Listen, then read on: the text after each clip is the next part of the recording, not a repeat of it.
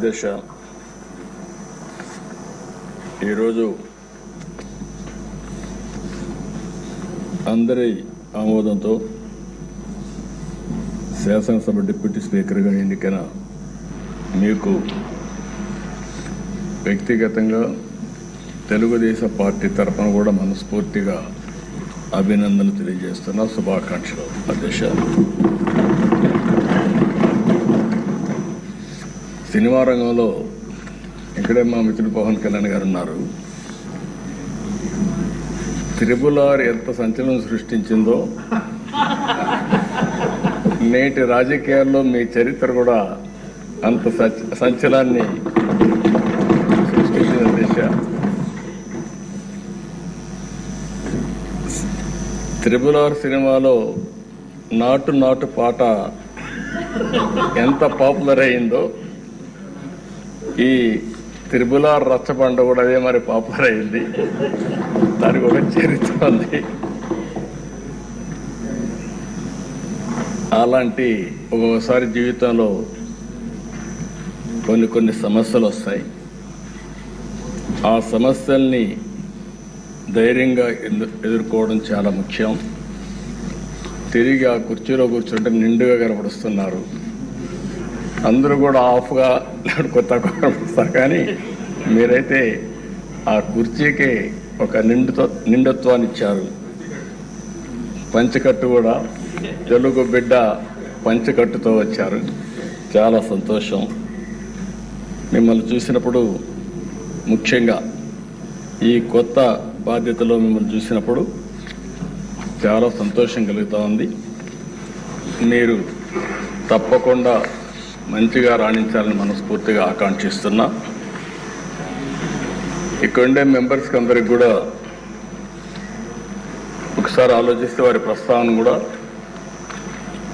మే 14, 1962 విజయవాడలోని కనుమూరు వెంకట సత్య సూర్యనారాయణరాజు గారు, అన్నపూర్ణమ్మ దంపతులు జన్మించారు. ఆయన ఒక పారిశ్రామికవేత్తగా, రాజకీయవేత్తగా గుర్తింపు తెచ్చుకున్నారు.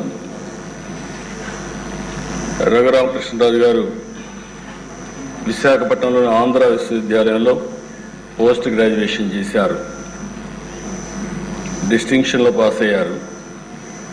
అప్పటి నుంచి కూడా మీరు ఎక్కడ చూసినా ఉత్సాహంగా మెరిట్లోనే ఉన్నారు.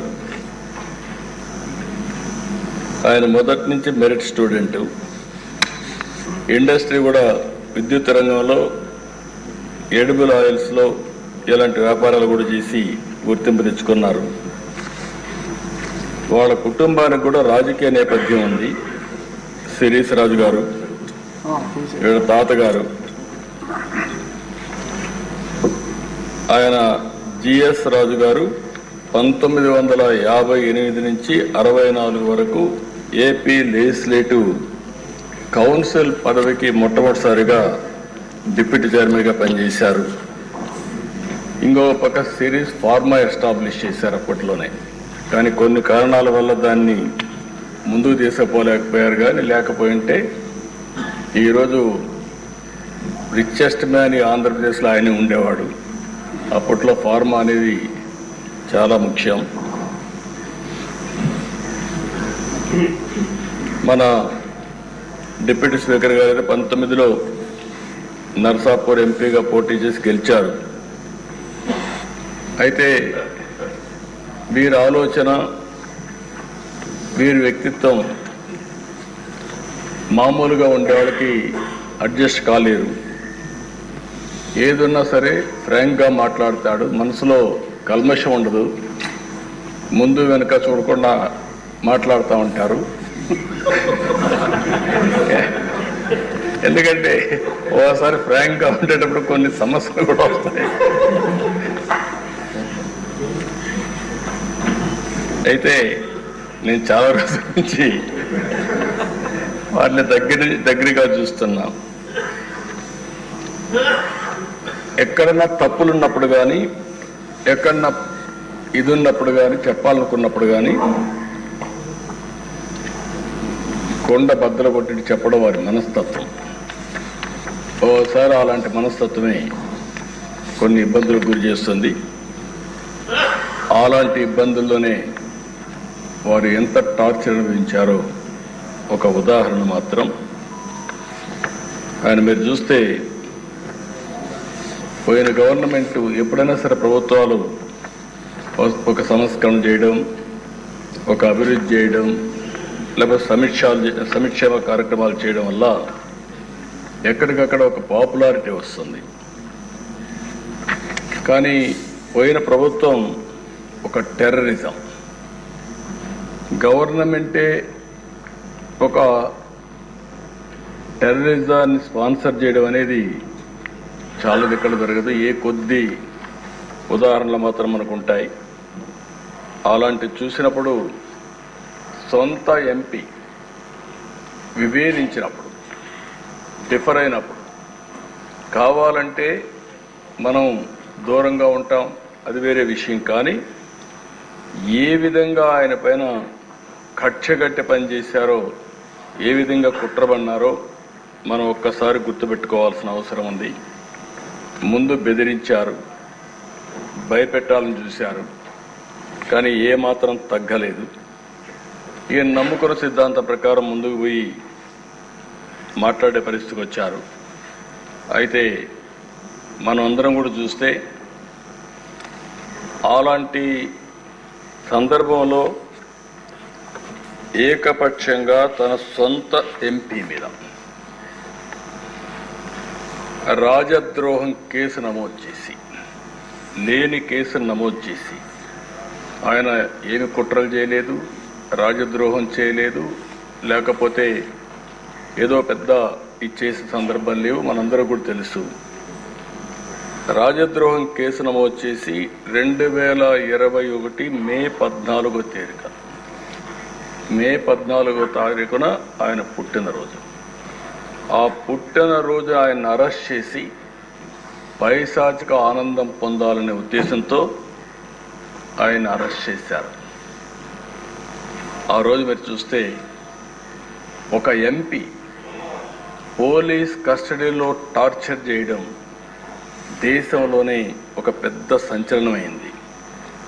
సిఐడి సీనియర్ అధికారులు, ఐపీఎస్ అధికారులు పోలీస్ కస్టడీలో ఒక ఎంపీని ఇలా హింసించిన సంఘటన భారతదేశ చరిత్రలో, నేను కూడా రాజకీయాల్లో 40 సంవత్సరాల నుంచి ఉన్నా, చాలా సంఘటనలు చూశాను.